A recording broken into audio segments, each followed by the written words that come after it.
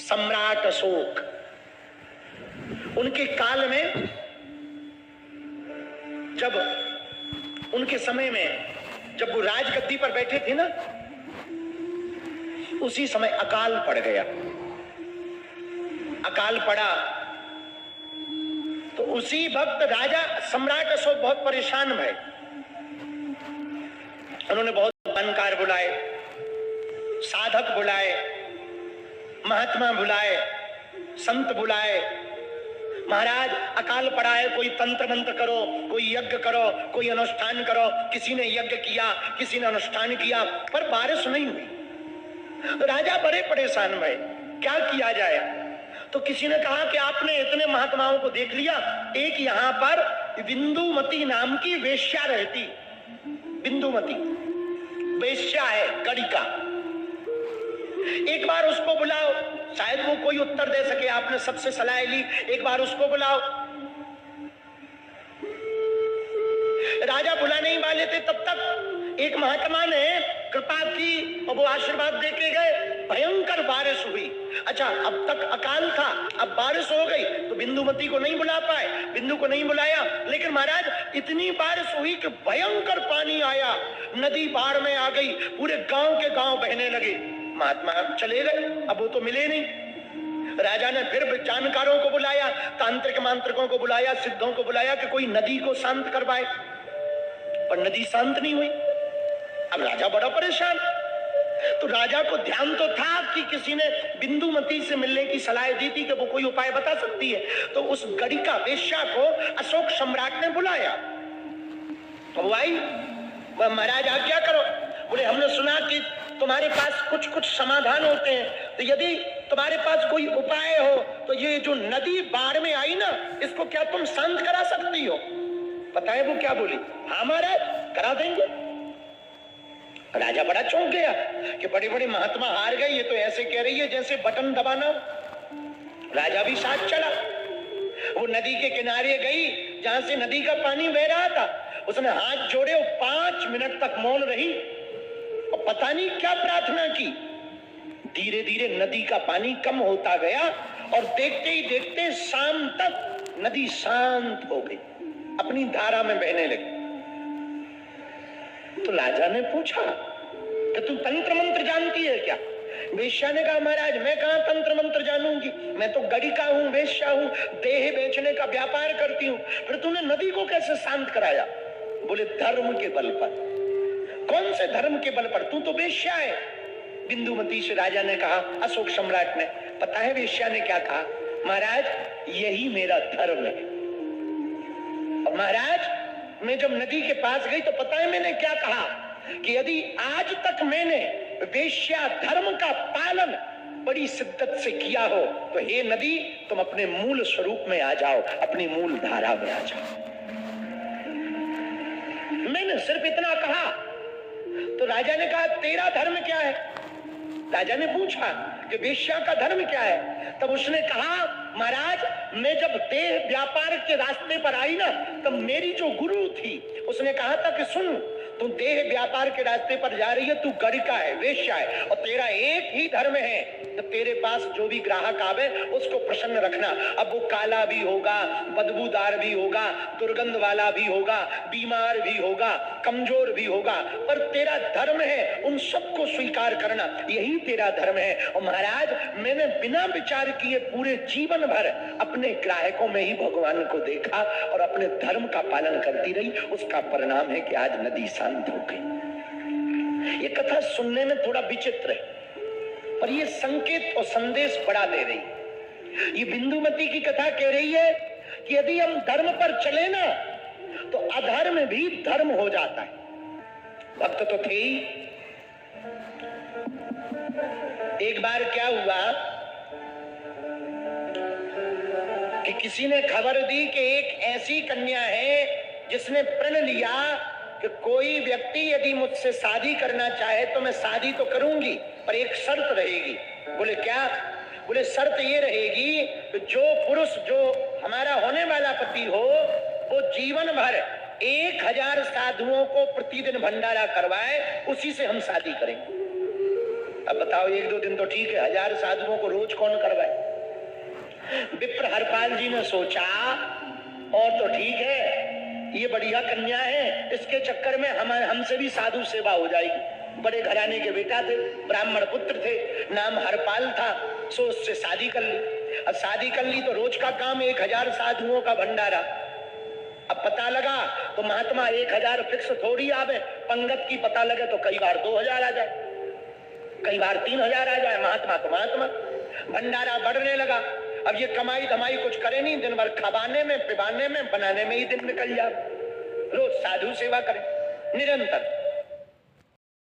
अब क्या किया जाए, राशन धीरे धीरे घटने लगा तो उधार मांगने लगे। तो बड़े घराने के बेटा, तो लोगों ने पहले तो उधार दे दिया, बाद में इन्होंने चुकाना मना कर दिया, है ही नहीं है, दें कहां, तो लोगों ने उधार देना ही बंद कर दिया। अब करें क्या, उधार देना बंद हुआ तो इनको दिमाग में सूझा कि पत्नी का प्रण है कि 1000 संतों की सेवा रोज होनी चाहिए, तभी मैं ब्याह करूंगी। अब राशन तो बचा नहीं है और कोई उधार देता नहीं है, क्या किया जाए? इन्होंने सोचा बाहर में गया, चोरी डकैती करेंगे। पर ऐसे एक व्यक्ति के घर करेंगे जो नास्तिक हो। लेकिन चोरी में ये रुपया नहीं चुराते थे ना, ना भैया, ये चोरी में आटा, दाल, चावल, और शरीर भी इनका खूब तगड़ा था, 100-150 केजी का, तो 2-2, 3-3 बोरी पीठ पे लाद के ही ले जाते। अच्छा, गांव वाले भी इतने अद्भुत थे, अगल बगल वाले, ये चोरी करने जाएं तो देख भी लें तो कुछ बोलते नहीं थे, क्योंकि संतों की सेवा में लगना। नास्तिकों के घर ही चोरी करते। एक रात एक सेठ के घर पे चोरी करने गए। चोरी करते करते इन्होंने पोटली में आटा, दाल, चावल बांधाई था कि उस सेठ की बेटी जाग गई। पिताजी पिताजी पिताजी, देखो देखो चोर आया है, चोर, अरे जागो। सेठ जी ने कहा चुप हो जा, सो जा, चोर और नहीं आए, अपने घर पर बड़ी कृपा करके संत विप्र हरपाल जी आए हुए, वो अपना राशन शुद्ध कर रहे हैं, तू चुप हो जा। और ये इनके कान में बात गई ना तो इतने निष्ठावान, अरे ये तो भक्त है, इसके यहाँ चोरी नहीं करना, सोई पूरी पोटली छोड़ दी और ऐसे ही चले गए। उस सेठ को बड़ा बुरा लगा, सुबह से पूरा राशन वो घर पे रखा है। अब तो रोज यही काम चोरी का। एक दिन बड़ा लफड़ा हो गया, ध्यान से सुनना, अधर्मी भी धर्म हो जाता है, ये कथा का आशय है। एक दिन बड़ा लफड़ा हुआ, 8-10 हजार महात्मा आ गए और घर पे दाना नहीं। पत्नी बोली महाराज इतने साधु आ गए, इतनी लंबी पंगत कहां से होगी, लंबी लंबी मूर्तियां आ गई, चौड़े ये देखो महाराज जी बैठे, भारी तिलक लगाए। ऐसे ही महात्मा आ गए, तो बड़ा बड़ा तिलक लगाए महात्मा आ गए और मोटे ताजे महात्मा आ गए, घर पे अन्न का दाना नहीं है, क्या करें? तो पति ने कहा कुछ है? बोले कुछ नहीं है। थोड़े से चने थे, पड़ोस से चने लाई उधार और बढ़ाए, उसको भुंगा करके महात्माओं से कहा महाराज जब तक आप बाल भोग पाओ तब तक हम व्यवस्था करते हैं। अच्छा, दिन का समय, रात हो तो चोरी कर ले, अब दिन में चोरी कहां करें? तो हरपाल जी ने सोचा चोरी ना सही, आज डकैती करें। डकैती क्या है? दिन में लूटना। तो गांव के बाहर ना जो रास्ता जाता था जिससे यात्री जाया करते थे, गांव के बाहर जो राहगीर जाने की यात्रा रास्ता थी ना, उसमें लाठी लेकर खड़े हो गए विप्र हरपाल जी।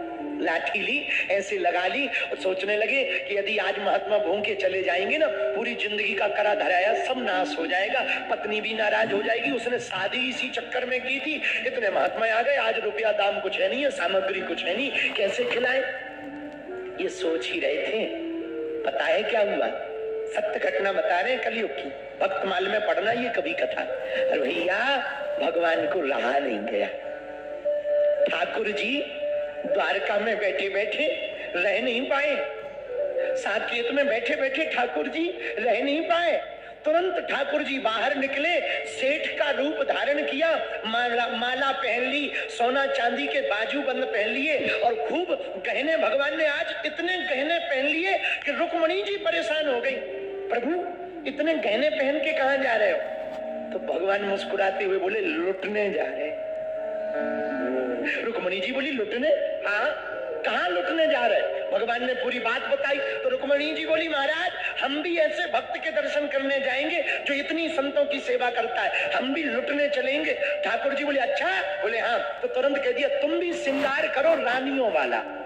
और माताओं को वैसे भी श्रृंगार करने का शौक होता है, ऊपर से पति देव कह दें तब तो कहना ही क्या। श्री किशोरी जी रुक्मणी जी गई, आहा, तुरंत नक्सिक श्रृंगार किया, काने में कान के बाला बड़े बड़े पहन लिए, हीरा जवाहरात के हार पहन लिए, 9 लखा हार पहन लिया, पांचाली पहन ली, मंगल सूत्र पहन लिया, बड़ी बड़ी मोटी मोटी सोने की चूड़ियां पहन ली, मोटी मोटी अच्छी अच्छी महंगी महंगी हीरे की अंगूठियां पहन ली। रुक्मणी जी और ठाकुर जी दोनों आए।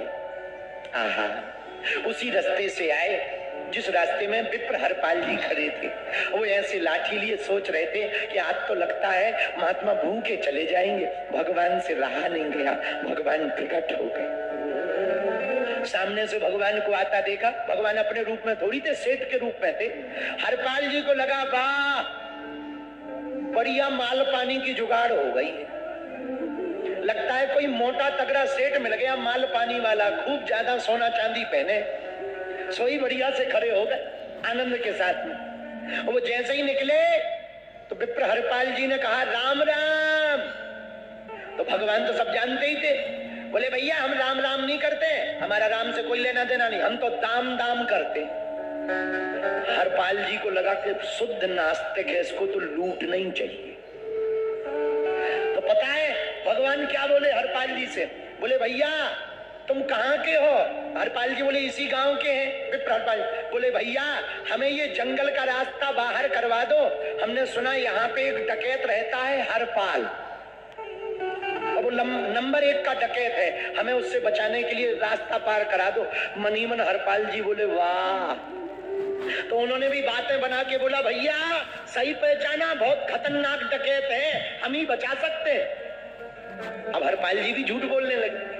भगवान बोले ठीक है हमको पार करा दो, क्या रुपया लोगे? बोले क्या दोगे? बोले 3 मोहरें देंगे। हरपाल जी बोले पहले 3 मोहरें दे दो, बाद में हम पार कराएं। भगवान ने 3 मोहरें, इतनी पोटली निकाली उसी के सामने, और बड़ी बड़ी मोहरें 3 दे दी। हरपाल जी बोले 2 मिनट रुको, हम अभी गए। भागे भागे गए, पत्नी से बोले ये लो मोहरें, तब तक तुम भंडारा कराओ जब तक हम 1 साल की जुगाड़ करके आ रहे। अब वापस आ गए, और वापस आए और ऐसे कंधे पे रखी लाठी, ऐसे या कंधे पे रख लेते ना, आपने कभी कभी देखा होगा चरवाहे जो रहते हैं ऐसे कंधे पे लाठी रख लेते, ऐसे हाथ कर लेते, ऐसे देखो, ऐसे हाथ कई लोग कर लेते ना, ऐसे कंधे पे लाठी रखे ऐसे हाथ कर लेते। ऐसे हरपाल जी ने लाठी रखी कंधे पे और चलने लगे। तो भगवान बोले सेठ जी बने भैया आगे चलो पीछे नहीं। तो बोले वाह रक्षा तो पीछे से ही करेंगे। हरपाल जी ने सोचा पीछे चले, अच्छो दबा के दे लग, और जैसे ही गिर जाए सो लूट लेंगे। तो नहीं आगे चलो। हरपाल जी बोले क्यों? बोले वाह हरपाल डकैत आएगा तो तुम आगे रहोगे, तो कम से कम तुम लड़ोगे, तो जब तक तुम लड़ोगे तब तक हम दोनों भाग जाएंगे। भगवान ऐसा बोले, समझ गए बहुत चतुर है।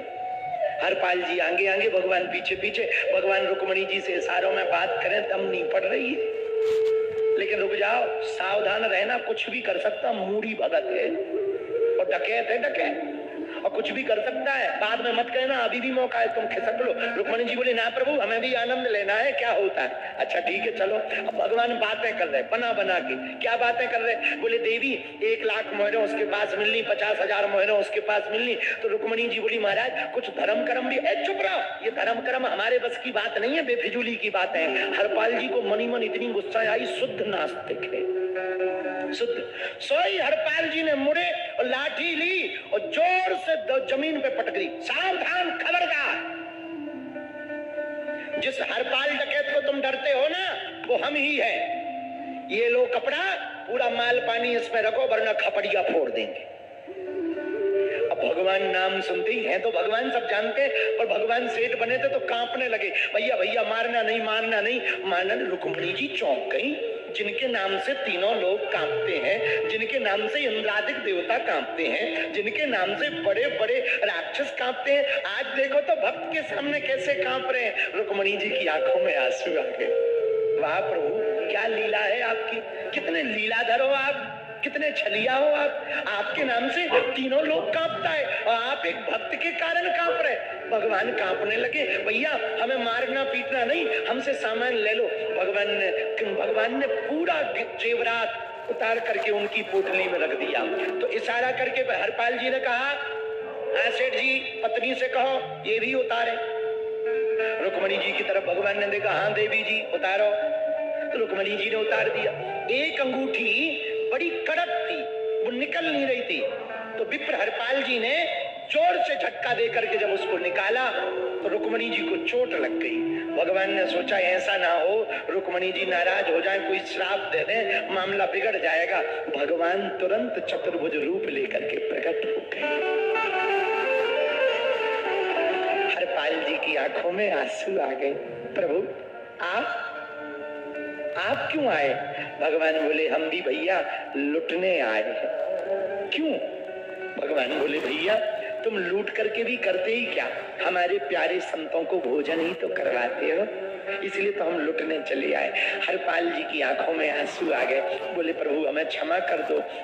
रुक्मणी जी से क्षमा मांगने लगे।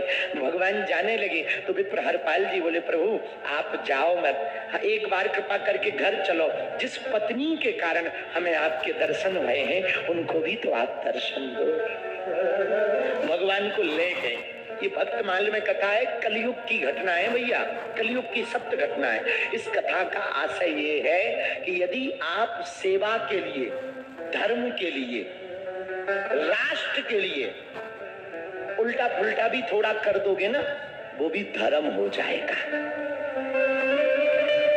और स्वार्थ नहीं होना चाहिए, स्वयं का स्वार्थ नहीं होना चाहिए, राष्ट्र का स्वार्थ होना चाहिए, धर्म का स्वार्थ होना चाहिए। भैया ऐसे हनुमान जी के चरण शरण यदि आप लोग पकड़ोगे ना, हम दावे के साथ कहते हैं हनुमान जी तुम्हारी कभी बाहें नहीं छोड़ेंगे।